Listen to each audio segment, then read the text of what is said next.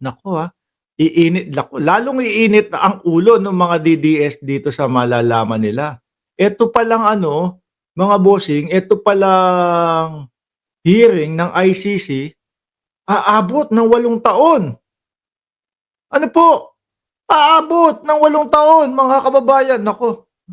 Ilang taon na ho, si Tatay Digong nila? 79 na yata kung di ako nagkakamali o ta-80 na, 'di ba? Tapos idadagdag mo pa 'to, yung hearing ng ICC. Di kung ma-acquit man o hindi, 8 years bago nila makakasama ulit si Tatay Digong nila. 8 years bago ulit nila makasama ang dating Pangulong Duterte, mga kababayan. Biruin niyo, pakinggan ho natin, basahin ho natin itong, ito pong ulat dito, Sabi, ICC hearing versus Digong, posibleng tumagal ng 8 taon. Ayon po yan, no, kay Attorney Cristina Conti, mga kababayan. Yung trial lawyer, yung lawyer po nung kabilang panig. Babasahin ko ho, Sabi dito, kung trial lang, on the average, mayroon silang 8 taon o 8 years na pagdinig. Average yan, sabi niya, average, no? Kumbaga, posibleng ganyang kaikli, yan yung pinakamaikli, at nasa ganyan lang yung yung paghihintay nila. Average yan, noong nag-umpisa sila, no, maximum umabot ng 10 years. Mahaba itong proseso na 'to, no? Para sa ibang nag-aabang na baka bukas may hearing na, naku hindi daw. Paano yung lawyer, yung lawyer na kaibigan ni Jordan G? Umiiyak 'yun. Ayoko na lang pangalanan, kasi kaibigan ni Jordan G 'yun, mga kababayan. Kaya umiiyak 'yun, sinasabi, i-request nyo, madaliin yung hearing, no? Paspasan yung hearing. Mukhang hindi ho pwede yata, Dahil hindi daw pwedeng ora-orada at bukas-bukas daw, Chang, di ba? Hindi pwedeng hihiling ng, bukas na yung hearing, hindi daw ho pwede. Siyempre, mga kababayan, may preparasyon pa po yan. Tagal nilang ang tagal nilang iniimbita. Kung dati pa ho, mga boss chief mo, sir, pumunta sila doon, nagpapaliwanag na sila. Alam nyo, napaka-importante sa inyo, mga DDS, kay dating Pangulong Duterte, nung pagpunta sana niya, di ba, si Rocansaki at Ma'am Delia Rosario, yung pagpunta sana nila doon sa Congress, bakit ho? Naipaliwanag nila, no, ng maayos. Naipaliwanag nila ng maayos, mga kababayan. Baka tayo pa pong mamamayang Pilipino ang humarang. Di ba? Kung sakali, narinig natin ang dating Pangulong Duterte at kapani-paniwala yung sinasabi niya. Kaso sabi ni Hamdan Ibrahim, wala nang maniniwala daw sa mga Duterte. Di ba, Hamdan Ibrahim? Wala nang maniniwala. Kung nagpaliwanag sila doon, no? Ikaw, Mark Ramos, baka matege ka na, magdasal ka na.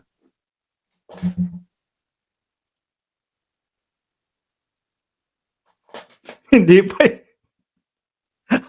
ayaw No, sinubukan ko para kumbaga parehas kayo ni dating Pangulong Duterte, masunod yung wish ninyo. Si dating Pangulong Duterte masaya na.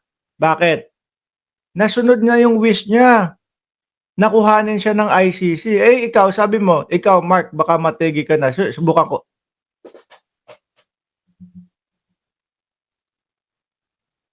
Wala, ayaw talaga.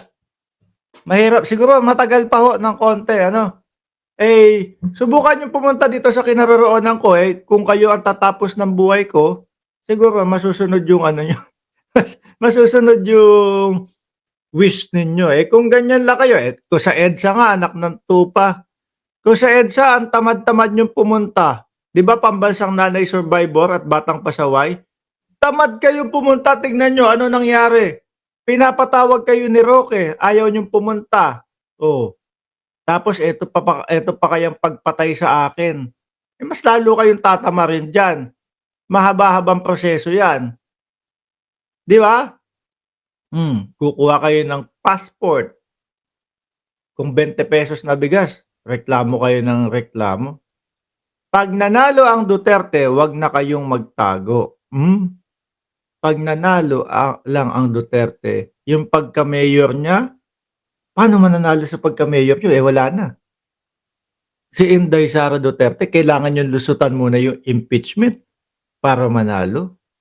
Mukhang malayo, mukhang malabo. Dito muna tayo, eto, miss na miss niyo na kayo talaga mga DDS parang tanga. Miss na miss niyo na ang dating Pangulong Duterte. Eto i-explain namin kung gaano at kung ano yung pinakamabilis para makita niyo ulit, 'di ba? Tapos sasabihin niyo papatayin niyo ako. Wag muna kayong mag-iyakan. Oh, eto, dahil mas maiiyak kayo dito, 'no? Inihayag ni Attorney Cristina Conti, Assistant to Counsel ng International Criminal Court, ICC, na posibleng abutin ng 8 taon. Naku po, Diyos ko Lord, 88 years old. Oh, mukhang 88 years old. Iyon, kung acquitted. Pero kung hindi acquitted, malabo. Malabong lumabas ng 8 years, na posibleng abutin ng 8 taon ang pagdinig sa kasong crime against humanity na kinaharap ni dating Pangulong Duterte, 'no, sa ICC sa The Hague, Netherlands. Kinamusta niyo na ba kung nando'n na sa The Hague? Inihayag ito ni Conti habang inaaresto si Duterte ng mga tauhan ng Philippine National Police. Biruin niyo, napaka-espesyal ng dating Pangulong Duterte. Bakit? Aba, si General Torre, birthday na birthday, nagtrabaho para sa kanya. 'Di ba? 'Di ba, MaxSafe? Imagine niyo 'yun. Yung iba, "Ay hindi, bakit mo ako papapasukin, birthday ko." Oh, "Ba't ako papasok, birthday ko." Iba na lang ang i-duty niyo diyan. Si General Torre, napaka-espesyal niyo kay General Torre. Happy birthday po General. Napakagiting niyo po. Yung birthday niya ibinigay niya, para kay dating Pangulong Duterte. Yung iba yan hindi tatanggapin, "Birthday ko po ngayon, bakit niyo po ako pagjujutihin?" Oh, 'di ba? Siya ang nagbasa pa ng Miranda rights para kay dating Pangulong Duterte. Oh, tingnan niyo 'yun.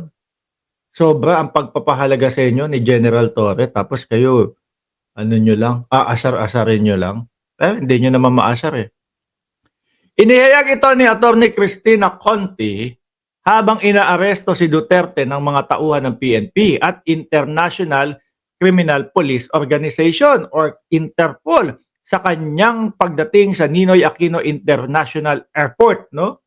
Nagulat kayo, 'di ba? Sabi niyo sa amin, sabi niyo, Mark Ramos, fake news ka."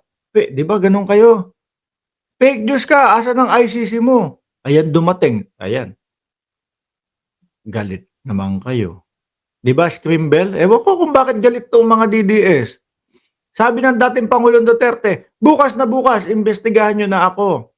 Your wish is our command. Oh, na ano, maging masaya kayo kasi pinagbigyan yung kanyang birthday at isang heneral na nagbe-birthday pa ang talagang pumasok sa kanyang trabaho. Sabi nga ni General Torre nung nung siguro kinagabihan na, "Uwi na ako." Nag-post, "Uwi na ako." Salamat sa mga bumati. Pasensya na. Oh, hindi ko kayo na-replyan. Busy kasi. 'Di ba? Biruin mo yung birthday niya, hindi man lang siya nakapagpasalamat, doon sa mga bumabati, gabi na nung nakapagpasalamat. O dapat magpasalamat kayo kay General Torre. Binigyan kayo ng oras. 'Di ba? Kailangan daw naku, eto pa, sinabi rin na kakaiba ang sitwasyon ngayon dahil sa kauna-unahang pagkakataon. Kailangan daw ilipat ang kustodiya ni Digong sa The Hague, 'no? Dahil hindi na miyembro ng ICC ang Pilipinas simula pa noong 2018. Naku, ang gulo, ngayon lilipat naman. Dahil hindi raw member state ang Pilipinas, hiling daw ng company na Conti na ilipat na lamang ang kustodiya ni Duterte sa isang member state. Naku po, mukhang hindi magugustuhan ng mga kapatid naming mga DDS, 'no? Mukhang hindi, sabi ni Araceli De Los Santos, "Wag ka na ngang gumatong ng gumatong para walang gulo sa Pilipinas." Naku, katiting lang po ako, 'no? Asan ang warrant of arrest? Anak ng tinapa, ilang araw na naaresto yung ano, yung dating pangulo, wala pa din hindi niyo pa din nakikita yung warrant of arrest? Kaya ang problema sa inyo kae-EDSA ninyo, eh, 'di ba? Kae-EDSA ninyo hanggang ngayon hindi niyo pa din nakikita yung warrant of arrest. Ano nangyari sa inyo? Hmm, mukhang hindi niyo magugustuhan 'to mga DDS. Alam niyo bakit? Okey na sana, eh, 'no? Okey na sana yung kulungan ni Digong doon sa ICC. May aircon, may TV, may internet, one to sawa daw sa pagkain, tapos pinaplano pa ng kampo ni Attorney Cristina Conti na ilipat pa ng kustodiya doon sa isang member state. Paano kung yung member state na yun kagaya ng Pilipinas? 'Di ba, Ma'am Liberty Torino? Paano kung kagaya ng Pilipinas? Naku po, di parang parehas sila ni Buloyski. Ano, magiging parang parehas sila ni Buloyski, kasama nung may mga presong iba. Kung gano'n, kung tama yung iniisip ko. Oh, sabi ni pambansang nanay, "Mark, you have one thing in common ni General Torre, mataas ang tolerance niyo pero di kayo magkamukha." Naku, yan naman hong mga basher. Biruin niyo, gigising ho ako sa umaga, ang una kong makikita na mga komento, basher. Oh. Magtatanghalian ho ako, basher. Oh. Magmemeryenda ako, basher. Pero ano, kumbaga, mga kababayan, minu-minuto may mga bash tayong nababasa, pero mas madami pa din ho, 'no?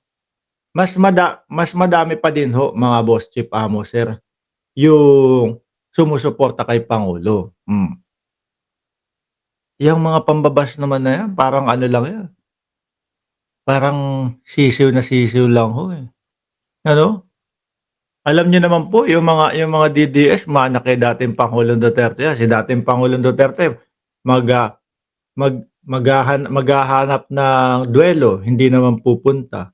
Oh, yung anak, si Baste, mananampal ng general, hindi naman pupunta, 'di ba?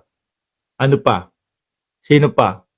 Oh, si Panelo tsaka si dating Pangulong Duterte, magbabanta na kakasuhan si Trillanes, hindi naman ginawa, 'di ba? Minsan nakakaantok na ho sila, ano, yung mga pagbabanta nila. Hayaan niyo lang ho silang umiyak diyan. Mananagot kayo 'pag nawala si Kibuloy. Bakit? Paano mawawala 'yan?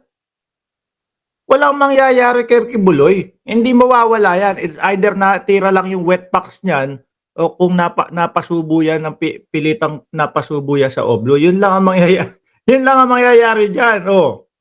Yun lang ang posibleng mangyari na masama kay Buloyski. It's either mabarurot ang wet packs diyan sa oblo or pinilit ipasubo yung sitwasyon